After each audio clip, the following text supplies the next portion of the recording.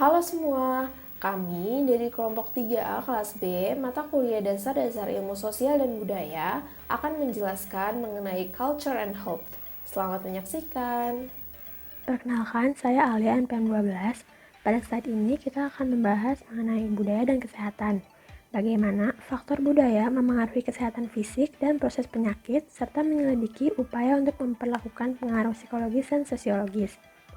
Menurut WHO, kesehatan adalah keadaan lengkap secara fisik, mental, dan kesejahteraan sosial, bukan hanya tidak adanya penyakit atau kelemahan. Saya akan menjelaskan perbedaan budaya tentang definisi kesehatan. Ada comparison across culture. Yang pertama, di Amerika Serikat, pandangan tentang kesehatan sangat dipengaruhi oleh biomedical model yang memandang penyakit sebagai hasil dari penyebab spesifik seperti patogen. Setelah itu, seorang tokoh bernama George Engel mengkritik biomedical model serta menekankan bahwa kesehatan dan penyakit perlu dipertimbangkan dari sisi biologis, sosial, dan psikologis. Lalu ia menyebutnya dengan biopsychosocial model. Yang kedua, di Cina, konsep kesehatan berfokus pada prinsip yin dan yang, di mana keduanya mewakili energi negatif dan positif yang harus dijaga agar tetap seimbang. Dari perspektif Cina ini, konsep kesehatan tidak terbatas pada individu, tetapi mencakup hubungan dan lingkungan sekitarnya atau bersifat holistik. Teori umum penyakit di budaya Amerika Latin melibatkan keseimbangan antara panas dan dingin, di mana keadaan panas melambangkan penyakit dan yang lainnya dilambangkan dingin. Konsep ini mirip dengan yin dan yang pada kebudayaan Cina. Konsep homeostasis adalah tentang mempertahankan fungsi yang stabil dalam tubuh ketika ada perubahan pada lingkungan. Contohnya adalah bagaimana kita menjaga tekanan darah ketika kita mengalami stres. Saya Salwa, NPM 100, akan menjelaskan bagian comparison within cultures. Pada tahun 2001, Mulatu dan Berry berpendapat bahwa perspektif kesehatan mungkin akan berbeda antara individu dari budaya yang dominan dengan individu dari budaya yang tidak dominan. Contohnya, penduduk asli Amerika yang hidup berpedoman pada agamanya. Mereka menganggap kesejahteraan spiritual, yaitu perasaan terhubung dan seimbang dengan dunia spiritual, adalah landasan kesehatan yang baik, baik secara mental maupun fisik. Meskipun begitu, budaya yang dominan juga mengadaptasi dan menggabungkan ide-ide kesehatan yang dibawa oleh imigran atau budaya yang tidak dominan, seperti meningkatnya popularitas minat dalam praktik kesehatan alternatif, contohnya akupuntur. Kemudian, menurut survei wawancara kesehatan nasional, pada tahun 2007, Amerika Serikat, 38 orang dewasa Amerika Serikat menggunakan camp pada tahun lalu, dengan perbedaan berdasarkan kelompok etnis. Orang dewasa berkulit putih non-Hispanik melaporkan tingkat penggunaan camp tertinggi 43%, diikuti oleh orang Amerika keturunan Asia 40%, orang berkulit hitam 26%, dan Latin 24%. Selanjutnya, ada 3 indikator kesehatan yang digunakan di seluruh dunia. Yang pertama adalah life expectancy atau harapan hidup. Barkan pada tahun 2010 berpendapat, sebagian besar menjelaskan perbedaan harapan hidup yang drastis terjadi karena adanya perbedaan kekayaan dan sumber daya umum dari suatu negara. Negara kaya dengan sumber daya lebih besar memiliki harapan hidup yang lebih tinggi, sedangkan negara miskin dengan sumber daya yang lebih sedikit memiliki harapan hidup yang lebih rendah. Namun, kesenjangan kesehatan juga bisa terjadi di negara-negara majemuk, di mana terdapat individu dari etnis mayoritas yang secara umum memiliki status sosial lebih tinggi, cenderung memiliki harapan hidup lebih lama dibanding individu dengan etnis minoritas. Contohnya etnis Amerika Eropa dengan etnis Afrika Amerika. Selanjutnya, saya Kansana Nabila, NPM 066, akan menjelaskan mengenai infant mortality. Infant mortality sendiri adalah banyaknya kematian bayi yang berumur 1 tahun atau kurang dari 1 tahun yang terjadi pada tiap 1000 kelahiran hidup. Tingkat kematian tertinggi dimiliki oleh negara Angolia, 178 bayi meninggal, diikuti oleh negara Afghanistan, 152 bayi meninggal, serta negara Niger sebesar 115 bayi meninggal. Tingkat kematian bayi terendah dimiliki oleh negara Bermuda sebesar 3 bayi meninggal, selanjutnya negara Singapura sebesar 2 bayi meninggal, dan negara Monaco sebesar 2 bayi meninggal. Sedangkan negara Amerika menempati peringkat ke-46 dengan 6 kematian bayi untuk setiap 1000 kelahiran hidupnya. terjadi penurunan kematian bayi yang stabil di Amerika selama abad terakhir. Mirip dengan life expectancy, terdapat perbedaan berdasarkan kelompok etnis.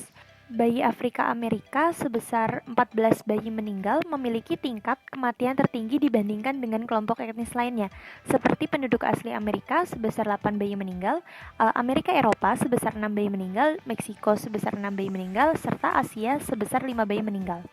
Intinya, life expectancy dan kematian bayi adalah indikator luas kesehatan yang menunjukkan keberagaman dalam hasil kesehatan di seluruh dunia.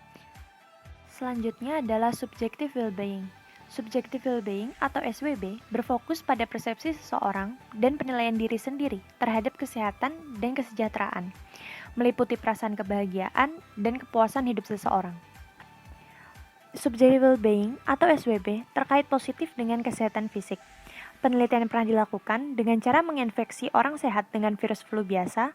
Hasilnya menunjukkan orang dengan SWB yang tinggi kurang rentan untuk terjangkit virus dibandingkan dengan orang yang memiliki SWB yang rendah. SWB tinggi memiliki kekebalan tubuh yang lebih kuat. Mengapa demikian?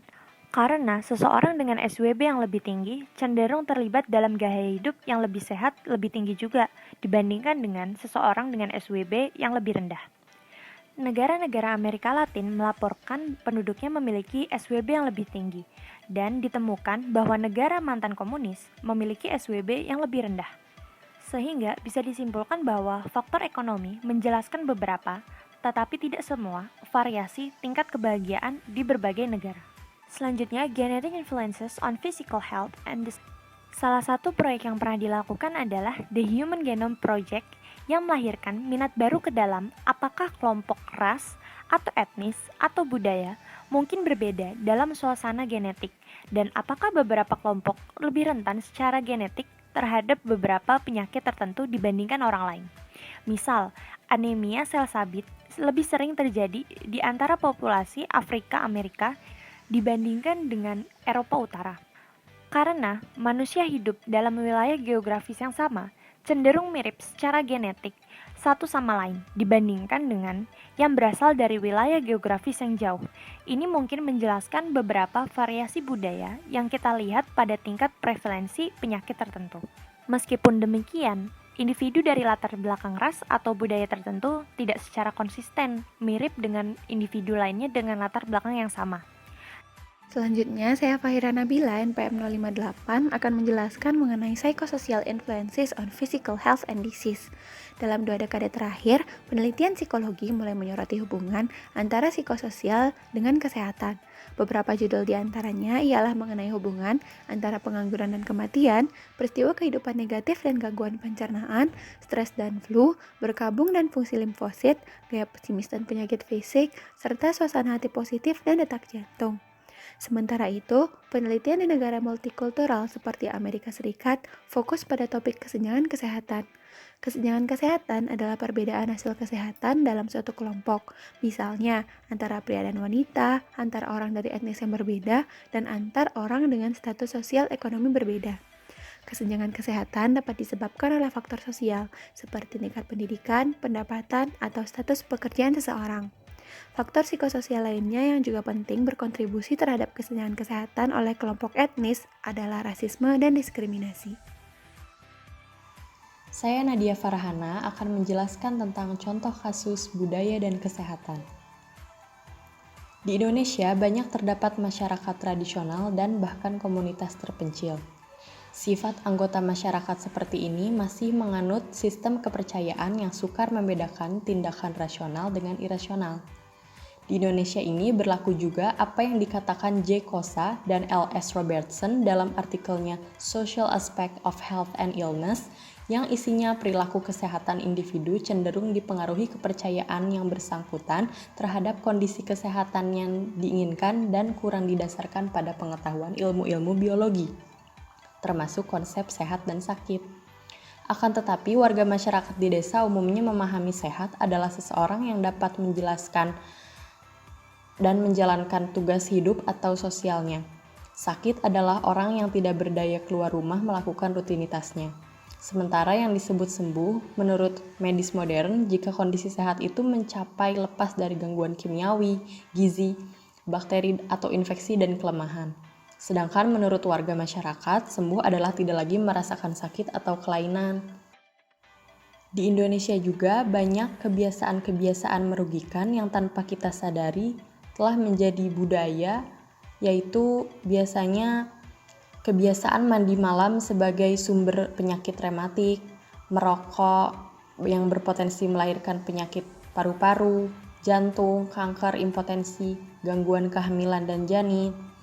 Kemudian membuang sampah di sembarang tempat mengakibatkan saluran air rumah tangga tidak bersih lagi. Kemudian di beberapa tempat anak menderita sakit kulit, korengan, dipercayai karena banyak makan yang asam-asam, sehingga jadi korengan. Dari itu, asam harus dipantangkan, padahal vitamin C yang bersumber pada makanan yang asam-asam penting bagi pembentukan kulit baru jika luka atau sakit. Jika penyakit diare balita atau anak, korengan itu bertambah parah, dianggap karena kemasukan roh halus atau kesalahan. Next, kita membahas mengenai social isolation and mortality. Topik ini didasarkan pada studi Almeida Conti oleh Beckman dan Sim pada tahun 1979. Penelitian ini bertujuan untuk menunjukkan dampak besar yang dimiliki faktor-faktor psikososial dalam pemeliharaan kesehatan fisik. Hasilnya jelas untuk pria dan wanita. Orang-orang dengan ikatan sosial paling sedikit menderita tingkat kematian tertinggi, dan orang-orang dengan ikatan sosial paling banyak akan memiliki tingkat kematian terendah. Orang yang melaporkan kesepian pada periode waktu yang lebih lama dalam kehidupan mereka, seperti selama mereka masih kanak-kanak, remaja, dan dewasa muda, akan menua lebih cepat pada sejumlah indikator, termasuk indeks massa tubuh, tekanan darah sistolik, kadar kolesterol, dan konsumsi oksigen maksimum. Sekian penjelasan dari kelompok kami mengenai culture and health. Semoga dapat dipahami. Terima kasih sudah menyaksikan.